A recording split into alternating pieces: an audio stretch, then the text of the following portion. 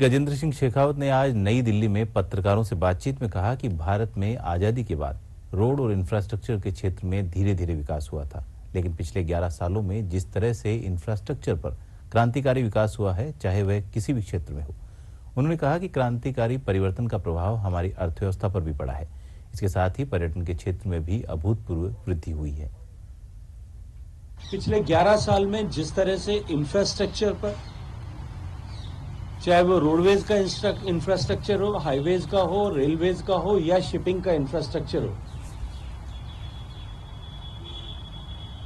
Roadways, railways और waterways, इन तीनों में जिस तरह का क्रांतिकारी परिवर्तन हुआ है,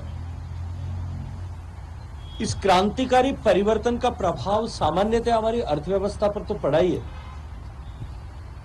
लेकिन पर्यटन क्षेत्र को में इसको लेकर के एक अभूतपूर्व वृद्धि इस सब के परिणाम स्वरूप हुई है। इसी क्रम में अगर मैं इसको टूरिज्म के साथ में जोड़ करके बात करूं, हाईवे इंफ्रास्ट्रक्चर के नए आयाम जो है, रामवन गमन पथ पर एक नया एक्सप्रेसवे बनाने की बात हो रही है।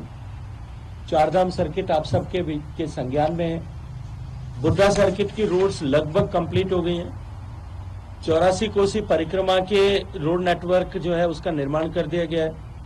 कैलाश मानसरोवर पहले जाने के लिए भारत को नेपाल के अंतिम छोर तक जा करके, वहां से एंटर करके पूरे तिब्बत के नेपाल के ऊपर से होते हुए जा करके और फिर कैलाश मानसरोवर के दर्शन के लिए जाना पड़ता था। अब लिपुलेख दर्रे से जब सड़क बनी है, उसके बाद में कैलाश मानसरोवर की यात्रा जो है बहुत की समयावधि भी कम हो गई है और यात्रा भी बहुत उसके कारण से सुगम हो गई। इसी तरह से बेट द्वारका जाने के लिए सुदर्शन सेतु का निर्माण हुआ है।